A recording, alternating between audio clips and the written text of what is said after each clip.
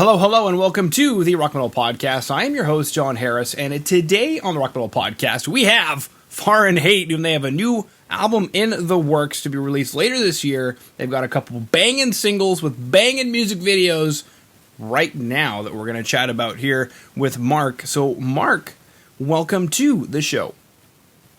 How you doing, my friend? Thank you very much for having me. Absolutely great to have you on. Personally, I'm a little jealous. You're in Spain by the beach with lots of sun, and I'm in the woods in Canada, and it's currently snowing. So, you know. I'm jealous of that too, eh? I'm jealous of that too. Good. We can swap. Yeah, that'd be great. We could do that.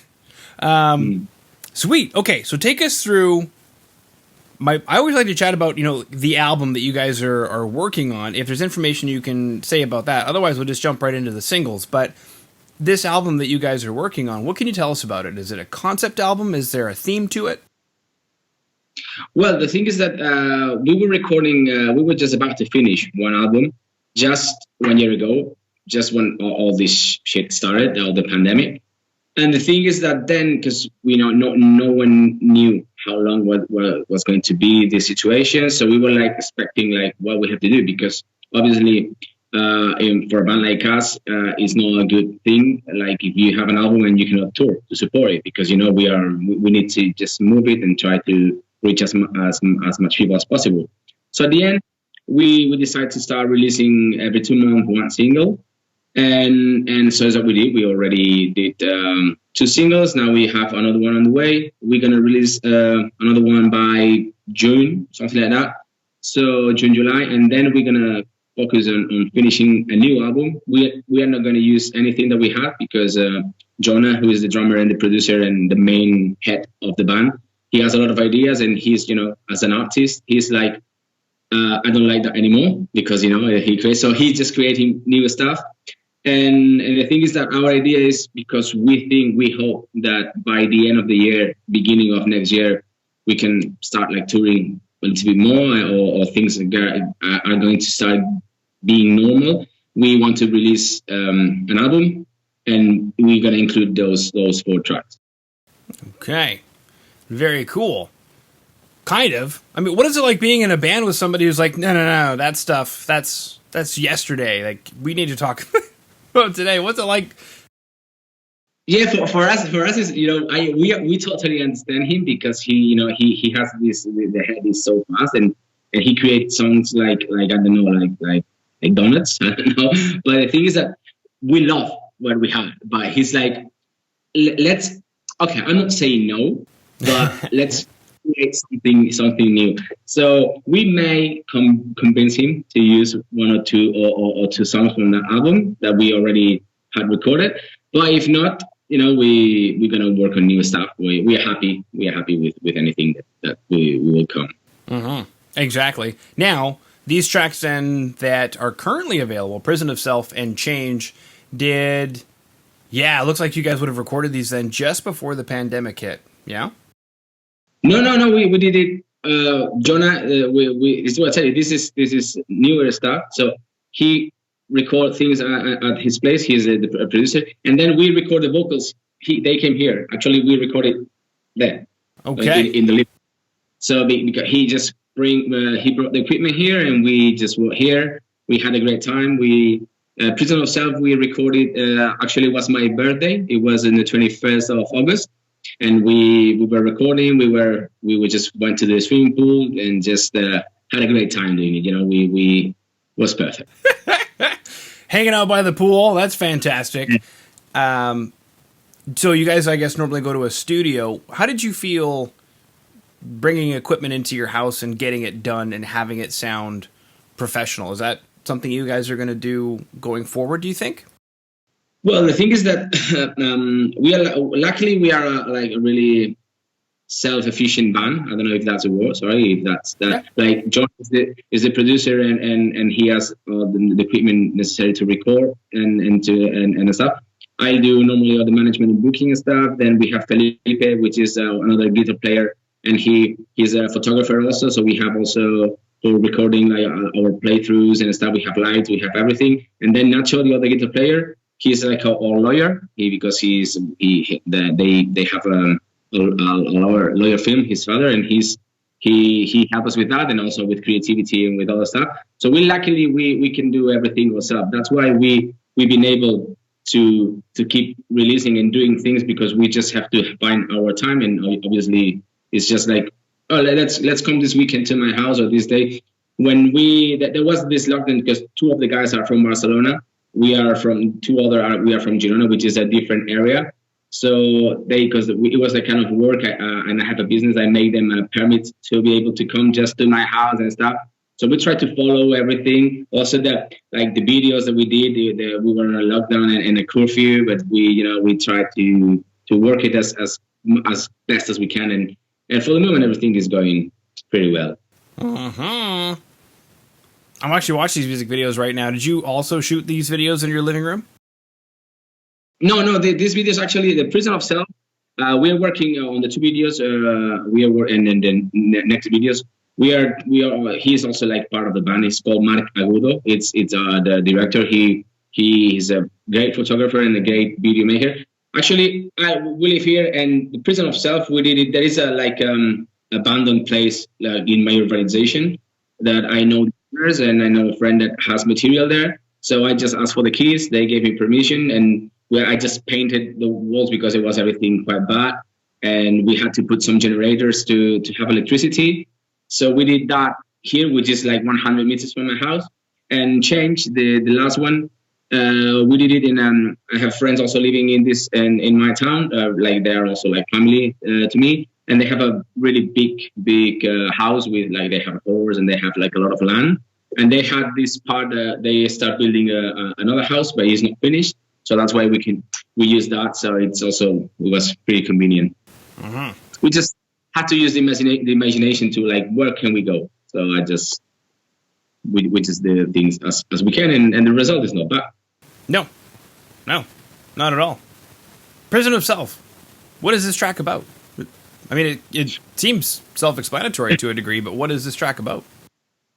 Well, Prison of Self, it's like, we all have our own fears and our own demons, that sometimes when we try to do something, we are paralyzed, or we just realize that something is happening. So this song talks about when you like fight against those fears and demons, and you just try to get free of them and just overcome situations. And that goes.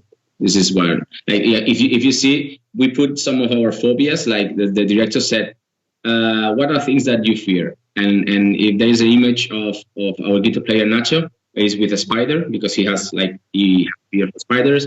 Yeah. There's one of me. I have fear of since I was a kid, I was like have fear to be like trapped on a really small place, like compressed, like that. Mm-hmm. So there's like push walls. Then we have the water phobia on the to be drowning or something like that.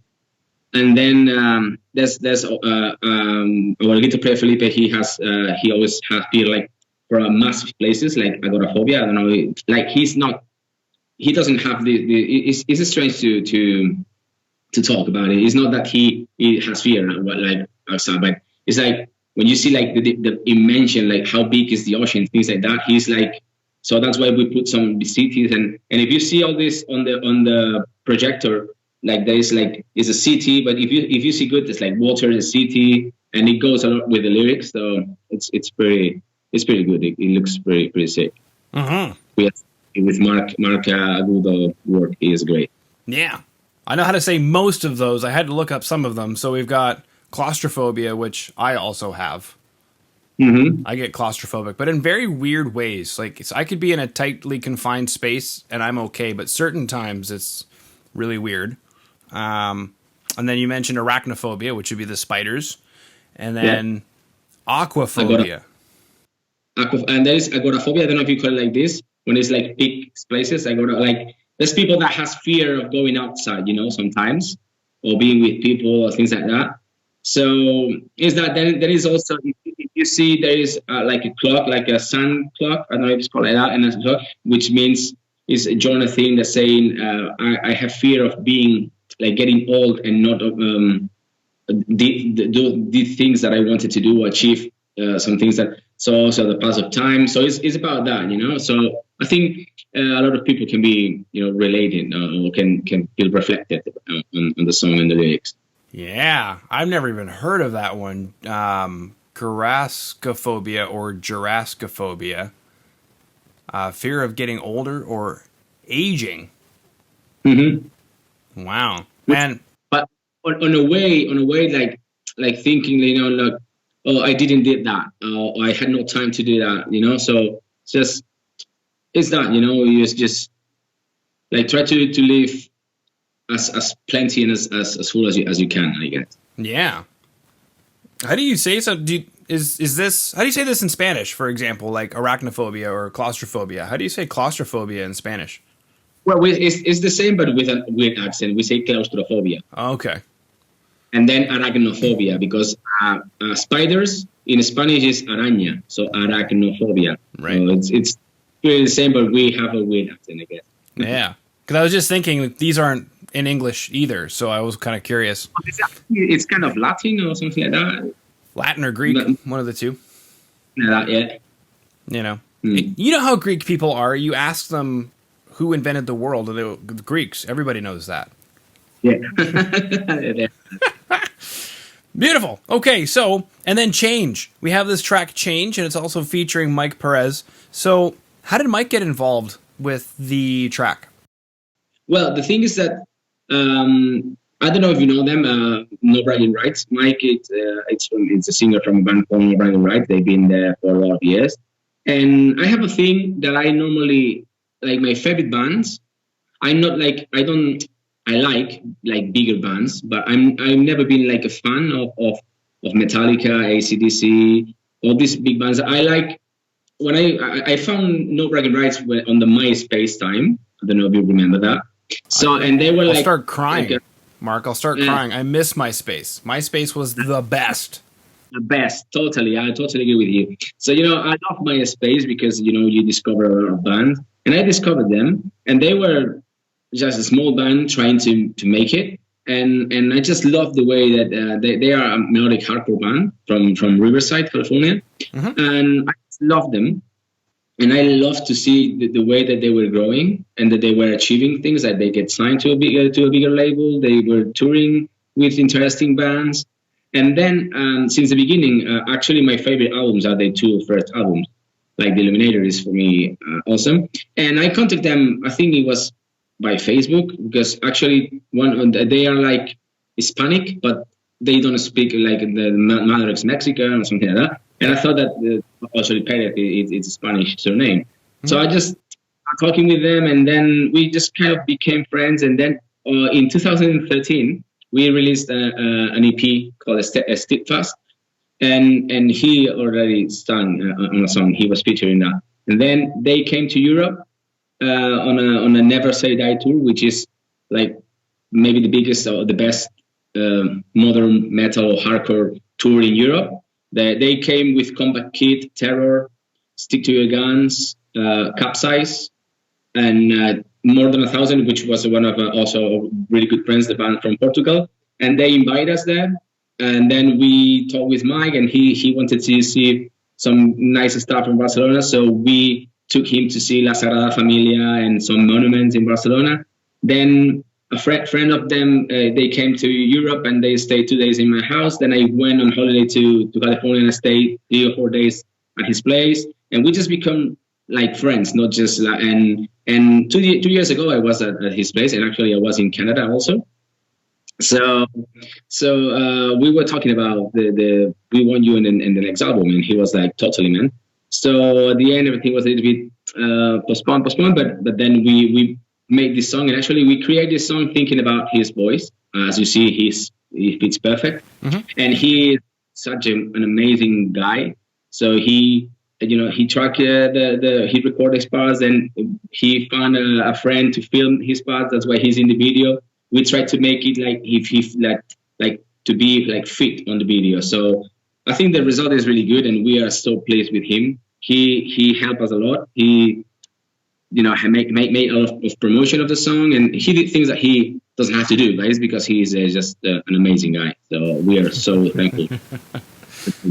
And if you don't know Bragging Rights, just check them out. They are great. Yeah. People. How did you write a song with his voice in mind? Because the thing is that, you know, we just gave him like a touch, because we were creating from zero. And so I tell you, Jonah, his brain is just another thing. So he knew the way that he wanted, because he knew that the tone, also that the melodies we were making, they were fit really good in for his voice. And you see, he shines a lot in the song. So is that we just want him to be part of it, not just like, oh, just you sing this. We just want to make like a good, I don't know, featuring and a good, like, I don't know how you call it. We say impaste. I don't know how you call it. So we actually, there's a lot of fans from No Bragging Rights and fans of him that they are sharing the song, saying, because they were in a hiatus for 5 years. Now they recorded a new EP, but no one has heard nothing about them from the last 6 years. So people is really excited, and it's great. It's great, and he sings really good in this. He screams really good in this song, and the parts of the video that he filmed, they're just amazing. Mm-hmm. So would you say then that you guys are gaining, and this is just a byproduct, I know you guys didn't do this to gain traction, but do you find then that this is getting the band a little more traction? Yeah, obviously there's a lot of, because just imagine they posted on No Bragging Rights Instagram. He posted because and people just, you know, we start seeing like a lot of followers and people sending us message. Oh, we didn't know you. That was actually amazing. Mike sent me the other day, 2 days ago, a screenshot of a friend or a fan of him. He say, Mike, I didn't knew Fahrenheit before you just showed them, and now they become my favorite band. So, you know, that's amazing. Yeah, that's good. That's right. It is fantastico. Fantastico. Check out my man. What? How was Canada? Tell me about Canada. I just always loved Canada. It was like the country I always wanted to go. I had like a love for Canada. I wanted to do more and go to the wild and stuff, but then because I went to my first idea of this trip, of this holiday, it was going to Canada because I had friends that moved to Vancouver. Mm-hmm. So I've been in Vancouver, and my idea was to be like 5 or 10 days like in like discovering Canada, but not the typical. I like the forest and everything. And then I wanted to go to Alaska because, as well, I tell you, I'm from a sunny place, right, but I love cold weather. I'm the whole year with shorts and people is like, you're fucking crazy. Right. I just love, I think I'm born in the wrong place. But anyway, that's the thing. Yeah. So I always wanted to go to Alaska and Canada. But at the end, I went to LA because I visit also some friends. And then I stayed with Mike from the Bragging Rights. And then I went to Seattle because I always wanted to be in Seattle because of the music, Pearl Jam and all that stuff, and Nirvana and all that. And then I went to Vancouver because like 5 days because I had these friends there. It was fantastic. Squamish and all that. It was just amazing. Yeah, it is. Is it? Your country is great. I mean, what? Maybe the thing is that when you live in a country, it's like people say in Spain is great, Catalonia, your area, Barcelona. But because we live here, sometimes we just don't pay like attention, or we don't. I don't know how to say it.